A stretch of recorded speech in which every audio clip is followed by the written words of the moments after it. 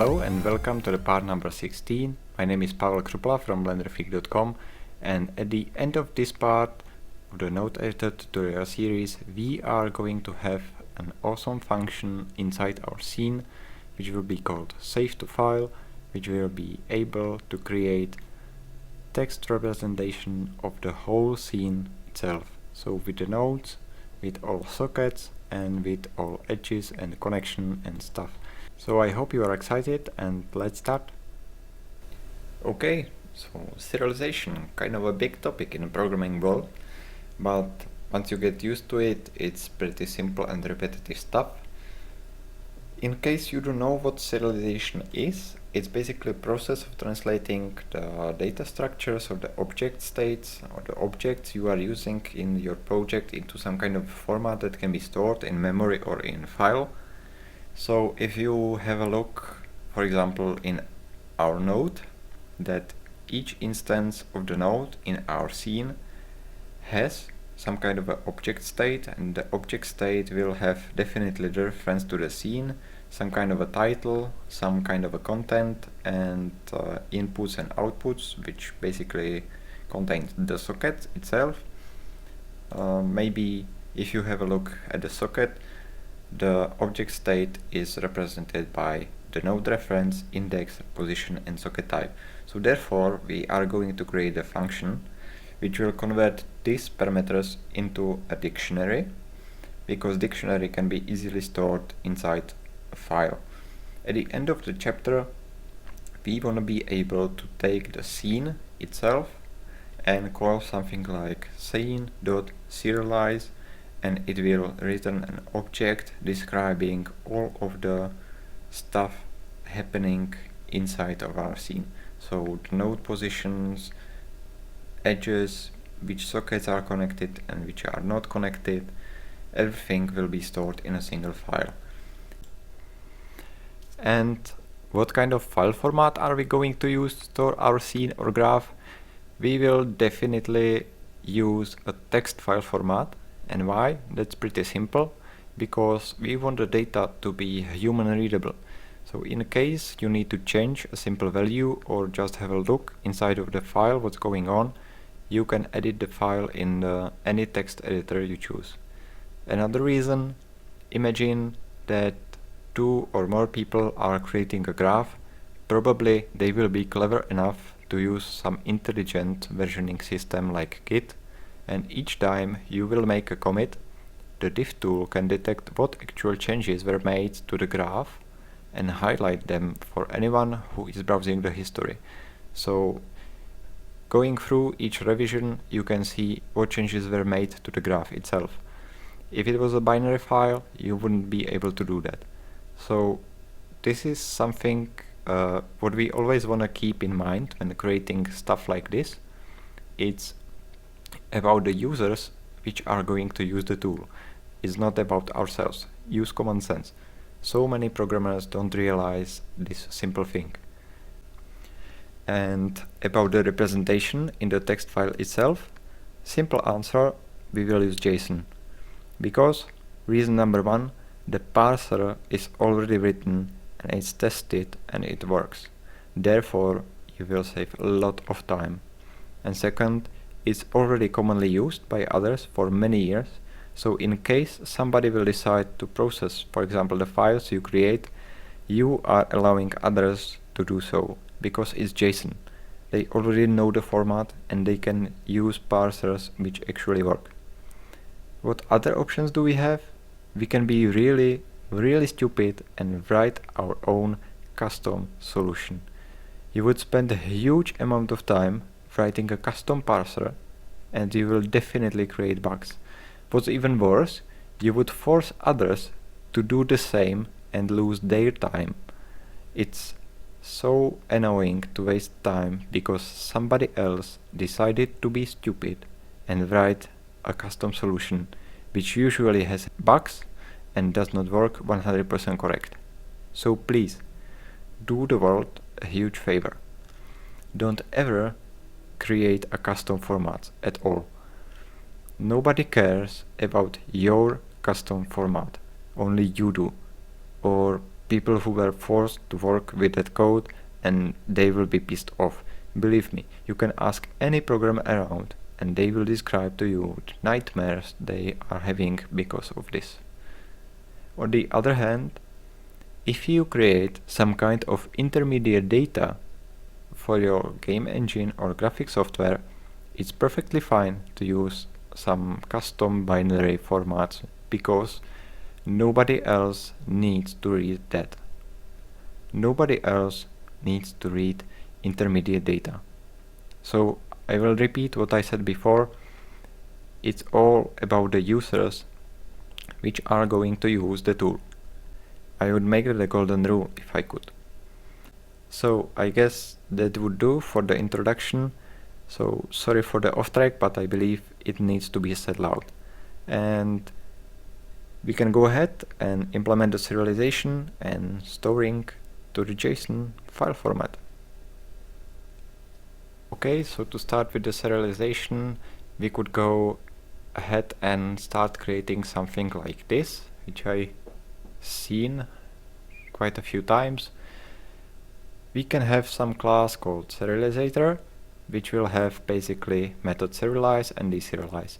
You will pass the object inside, and then you would need to have if statements for each type of object you know how to serialize. You would add the code up here. In the case that there are existing only few classes, you can use this approach and it will be perfectly fine. There is a huge advantage in this approach that all of the serialization code is on one place, usually in one file. But as you can imagine, this can get messy really fast and the file can be really long. So I usually don't like this approach. I would rather do something like return node.serialize, something like this. And therefore the serialization code and deserialization code will go up to the node class itself. And I believe it should be inside of the node class because it is logic which should be implemented inside of the node class itself. So that leads us to the second approach we can use, and that's using serializable abstract class, which can basically implement some kind of a basic logic for serialization and then going through each serializable class, which in our case will be socket, edge, scene, node, and override these two methods itself. We will probably need something like ID for each of our object. So basically we could go ahead and create a constructor and we could set self ID equals to something like ID self. But when we will go to the socket and classes below, then we would need to always call the parent constructor like this. So maybe it's a good solution, maybe it's not, but in case we are going to write only serialization function and deserialization function, we basically do not need to create a serializable class because it's not actually necessary. The advantage of using serializable class is when we will go through items, then we can ask, for example, if the item is instance of serializable class, and this will return true if there are methods serializable or deserializable. If we didn't use the serializable class as a parent class for our socket, edge, stuff like that, we would need to ask if it has attribute the item, if it has attribute serialize. So in our case, I will go for this second approach and we will create some class called serializable, and then we will derive any other functions we need. So let's delete these two files and we can go to the scene. For example, we will create a new file. That's gonna be called node underscore serially blah, like this, and we can create class serially blah, like this. We can define init constructor and say self.id equals to id of self. We can define serialize function, which is gonna raise not implemented exception. Then we can define d serialize, which is gonna take self data and for later use a hash map, which by default can be empty dictionary. And this is going to raise not implemented too. Okay, and now we can go to the scene and we can start using the class we just created. So from node underscore serializable import the class, and we are going to derive the scene from this class. Then we need to call the parent constructor like this one, and we need to re-implement the methods serialize and deserialize. So define serialize. For now we will return a dictionary. Inside of this dictionary we can pass id, which is gonna be self.id. Then we can pass the scene width, which is gonna be self scene width, and the same we can do for scene height.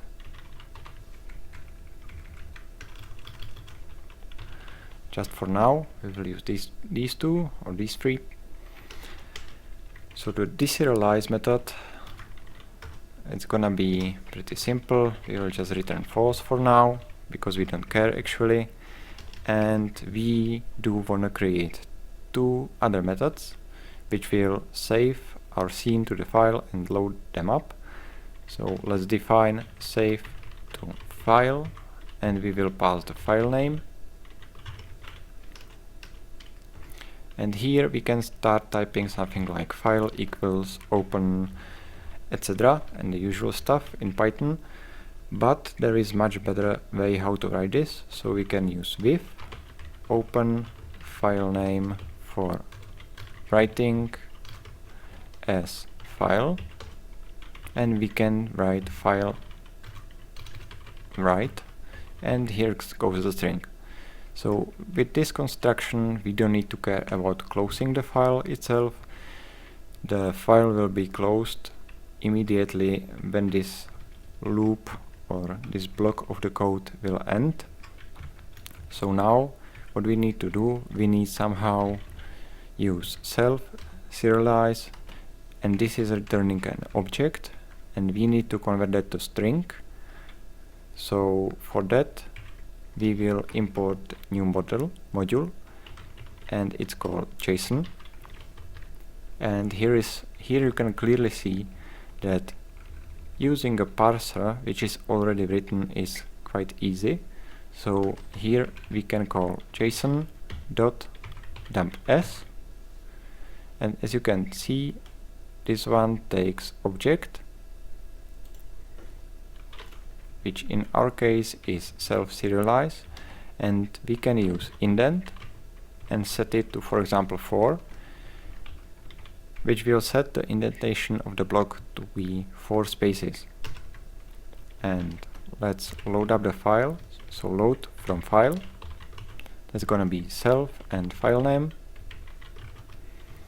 Here we will use the same construction, so with open file name for reading as file. We will fetch the raw data, so raw data will be file.read. With this raw data we do want to convert them to object, so for that again we will use the JSON parser.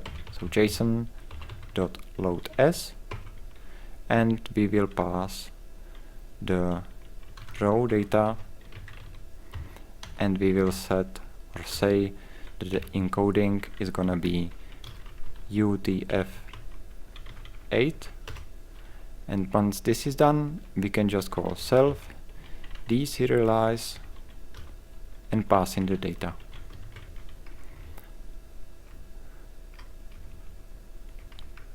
So here we can print that we are deserialization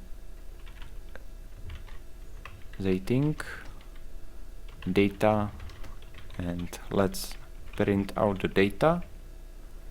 And here for now we can just print out saving to file name was successful. Okay, and let's connect these two functions to some shortcut. So we will go to the node graphic view, and we will find the key press event, which is here. So else if event.key equals to qt.key underscore s, and in the same time the event.modifiers and qt.control modifier was being held down.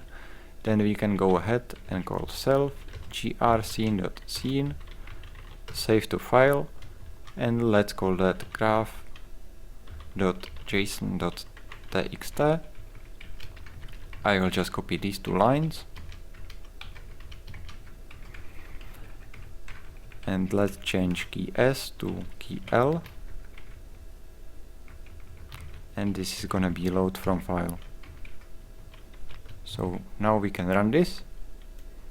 When I press Ctrl S, you can see saving to file name was done.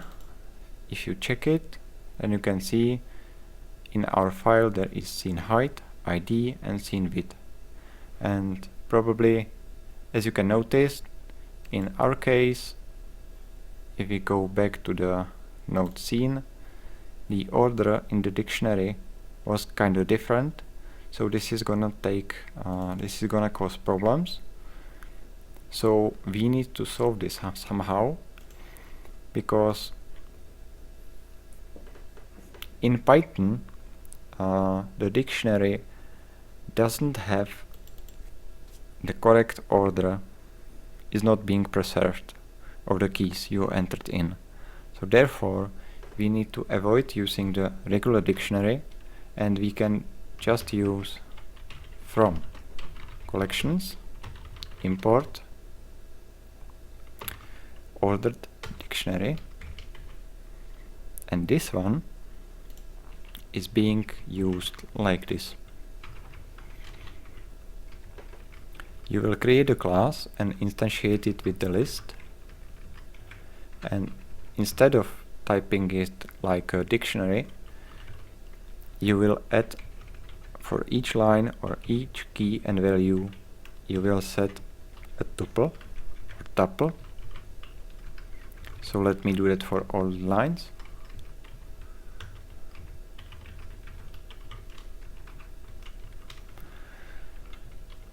And this should already work with the JSON parser. So now when I press play and I press Ctrl S, let's check up the graph. We got ID, width, and height, which is our correct order we were using. Let's try that like a few times again, and as you can see, the file is still the same. So the order is being kept, and that's exactly what we want. So now when we go to the scene, we need to add this ordered dictionary and the serializable class up to the socket, node, and edge. So for the socket, I will just add these two lines. Here we will add the class, which is this one. In the constructor we again need to call the parent constructor, so that should be socket. Let's go up to the node. I will add these 2 lines again, and let's add this class here and call the parent constructor. So that's a node. Let's go for the edge. Add these 2 lines again. Here we have a breakpoint, we don't need that. So extend the serializable class and let's call the parent constructor like this. And the last thing we need to do is we do need these 2 methods to be present in our classes. So for now we are going to, I will leave the ID here and I will delete this statement from the deserialize method. So we can simply copy these 2. So socket, that's done, scene, that's done, node, and I will intentionally keep these 2 methods to be the last one in the files. So edge, okay, node, scene, okay, nice. What do we want to do next is we do wanna pass somehow the nodes from the scene and the edges, and these 2 are going to be lists. So let's start with nodes and edges are equal to empty lists like this. And for the nodes you can just say for node, for each node in self.nodes we are going to append to the nodes list node.serialize, and the same will go for the edges. So for each edge in self.edges, let's go ahead and edges append edge.serialize like this one. Okay, so let's test it again. I will press save and you can see we got ID of the scene, scene width, scene height, and the nodes. There are 3 nodes and 2 edges, which works. So this one should be okay. So the scene, we can say that the scene is basically done. This one works, and we can go up to the node. So in the node we are passing the ID. So let's check out what else do we need to pass into the dictionary. It's gonna be definitely the title. So that's gonna be self title. Then we will probably need to pass the node's position in the scene. So let's call them pos_x, and that's gonna be self.grnode.scenepos.x, and the same will go for y. Then we will pass the inputs, which is the list of the input sockets. The same for the outputs.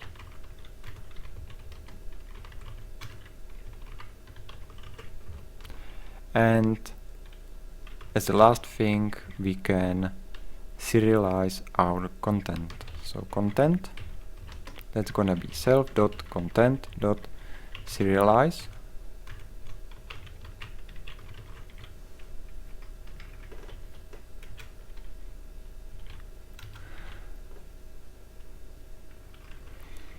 And again, the inputs and outputs are going to be empty lists at the beginning, and for each socket in self.inputs we are going to say inputs.append socket.serialize, and the same will go for the outputs, so self outputs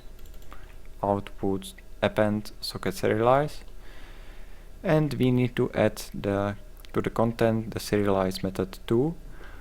So if we look up here, we got QDM node content widget, and this is a Q widget, so we will add serializable class here. So from,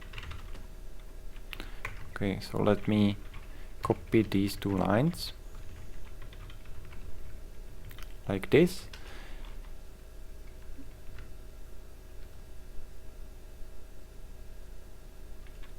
and let's go to the bottom of this class and create serialize, which is going to return order dictionary, and for now this one will be empty, and define deserialize, which will return false.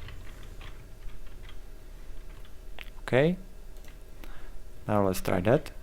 We will press Ctrl S and let's check out the file, and as you can see we got nodes, that's a list, and first item we got with ID, title, position, inputs, outputs, which are the sockets, and content, which is empty for now.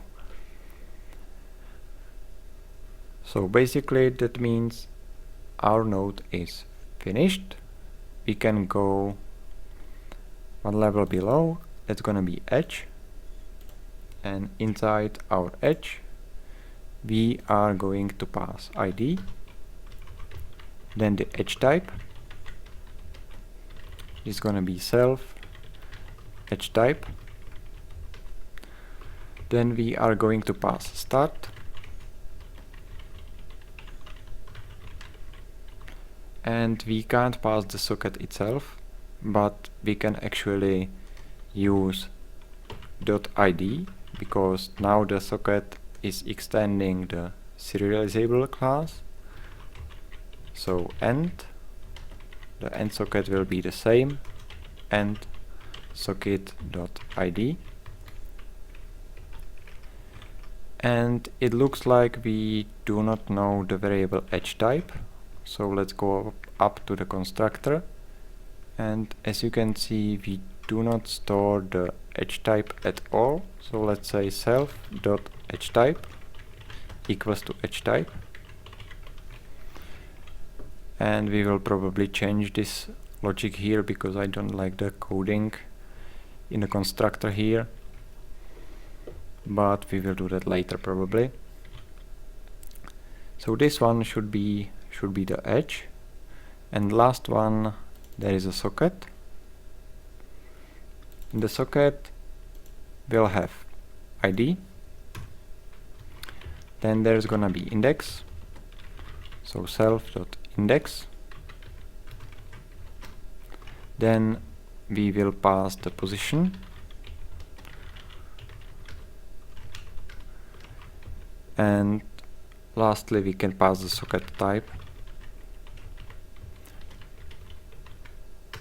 like this. Okay, so let's test it again. I will press Ctrl S. Let's have a look. And we got ID, scene, width, height, nodes. There is one node, my awesome node, one, inputs starting with index 0, index 1, index 2, which is correct. ID, title, position, inputs. It looks like everything is in the exact order we set. So ID, my awesome node, this one works. And the edges are being connected with this ID, going from this start to this end. So let's try to Ctrl C this value and Ctrl find that value, and you can see it's output of node my awesome node 1, which is correct. that we can find this value here. Awesome! Because we are passing the references by the ID, therefore we created in the scene, which is here, we are using this hash map, or we will be using this hash map to store all the references to the newly created objects. So once we figure out somewhere parsing or deserializating the data we stored in the text file, once we arrive to something like this number, this ID, we should already have in our hash map here, we should be able to have a link, proper link to the node or to the socket itself inside of this hash map. So that's the reason why we will use the hash map in the deserialize function. And for now, this will be everything for this part, and we will continue in the next part with the deserialization. So thanks for watching, and see you at the next part.